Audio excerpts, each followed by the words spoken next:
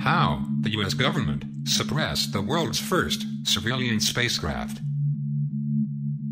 In 1955, Otis T. Carr, a protege of Nikola Tesla, began a highly visible public effort to develop a prototype civilian spacecraft that could be mass-produced in kits and sold to the public. If successful, Carr would have developed the world's first civilian spacecraft and would have revolutionized the aviation industry. The vehicle was to be powered by an electric generator, drawing electrical energy from the environment, and would have produced an anti-gravity effect for propulsion. Carr claimed to have been taught all he knew about electromagnetic energy and anti-gravity principles by the famous Yugoslav inventor, Nikola Tesla. He had resided in a New York hotel, where Carr worked part-time while completing his studies. Frustrated by lack of industry support, Tesla revealed his radical ideas to the young Carr over a 3-year period. Inspired by the aging Tesla, Carr set about testing Tesla's principles in 1937, when he began creating model spacecraft. Carr eventually became convinced that he could develop a civilian spacecraft that could travel into the upper atmosphere, to the moon, and even achieve the speed of light. All this could be achieved by following Tesla's advice of tapping into the electrical energy in the atmosphere to power the spacecraft, storing such energy in a special regenerative coil for interplanetary flights. The true history of what happened with Carr and his effort to develop a civilian spacecraft industry would remain secret for almost another 50 years. It is only the public emergence of one of Carr's trusted technicians that the truth would finally be told of what had really happened with the world's first civilian spacecraft effort. Ralph Ring emerges to reveal Carr's successful development of the OTCX-1. In March 2006, a largely unknown individual came forward to reveal that he was one of 3 pilots of a successful test of Carr's full-scale prototype of the OTCX-1. Ralph Ring claims to be a technician who was recruited into Carr's team, attempting to build a 45-foot prototype spacecraft after Carr had relocated to California in 1959. Ring, at the time, was a talented inventor who had grown frustrated with corporate sector disinterest in innovative principles concerning electromagnetic energy. He had earlier helped the famous French oceanographer Jacques Cousteau develop the aqualung, and later worked at a government-funded research organization called Advanced Kinetics. In a series of public interviews and presentations, Ring described the conditions of leaving Advanced Kinetics. He claims to have resolved 2 complex engineering problems involving electromagnetism. Confident of a job promotion, Ring was instead told by the director that they were a government-funded corporation and "We are paid to look for the answers, but not to find them."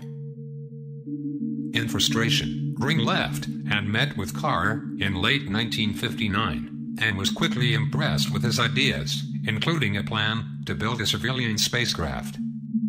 In his first public interview, Ring described Carr as follows. "He was an unquestioned genius. Tesla had recognized his quality immediately and had taught him everything he knew. He was inspired and, like Tesla, seemed to know exactly what to do to get something to work. He was a private man and was also very metaphysical in his thinking. I think the fact that he was not formally trained in physics helped him. He was not constrained by any preconceived ideas. As crazy as it sounds now, he was determined to fly to the moon, and really believed it could be done. I believed it. We all did." Ring directly participated in the testing of smaller models of the OTCX-1 craft developed by Carr.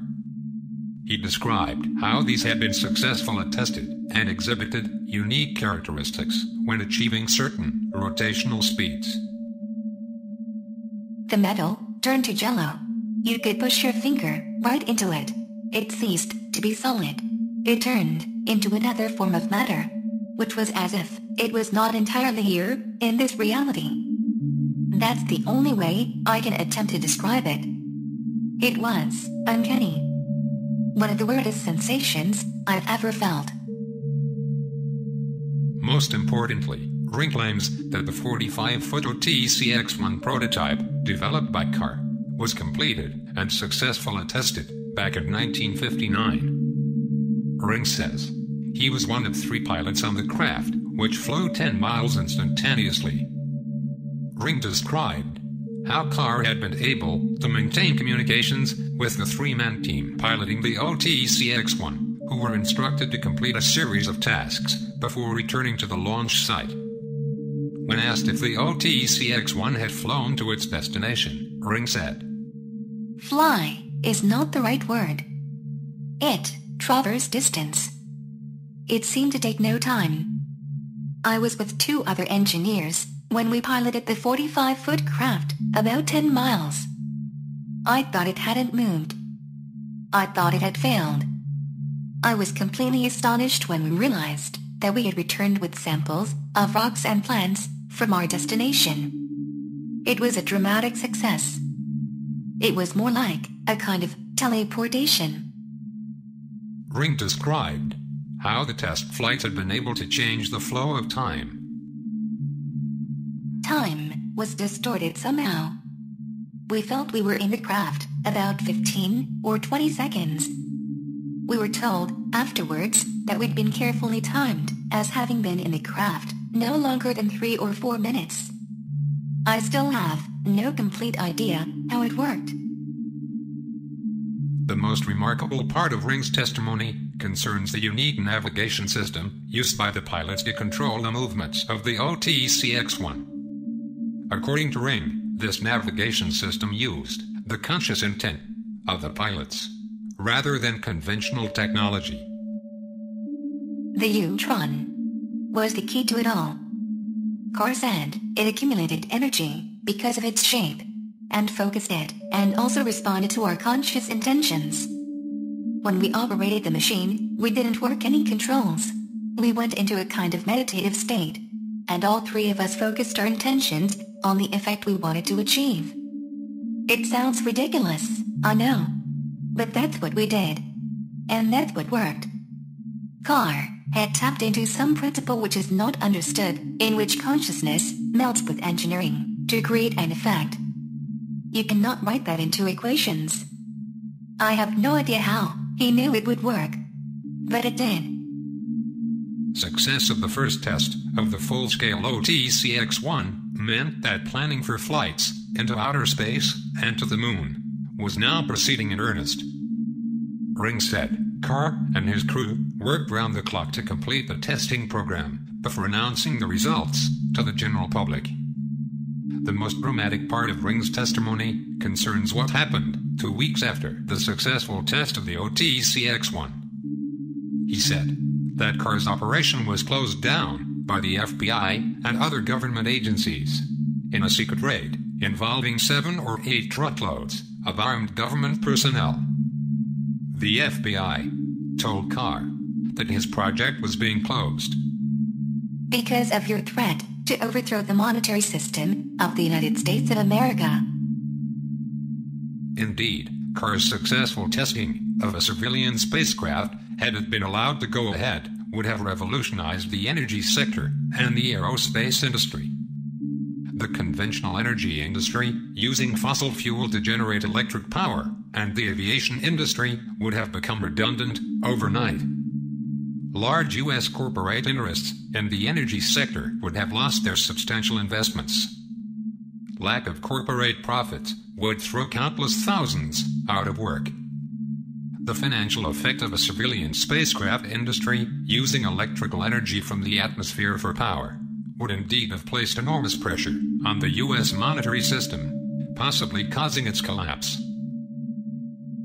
In a series of interviews and public presentations, Ring claims FBI agents confiscated all the equipment, including the OTCX-1 prototype. They debriefed all of Carr's employees, warned them to remain silent on what had happened, and made Carr sign non-disclosure agreements. Ring's testimony, if true, reveals what really happened with Otis Carr's radical civilian spacecraft project. Rather than Carr being a fraud who deceived a number of investors funding his radical civilian spacecraft ideas, Carr had been successful. His success so threatened entrenched interests in the energy sector that his operation was shut down with the full approval and knowledge of a select number of government agencies concerned with the financial impact on the U.S. monetary system. Carr himself was forced to endure trumped-up charges designed to discredit him and end his bold effort to develop a civilian spacecraft industry.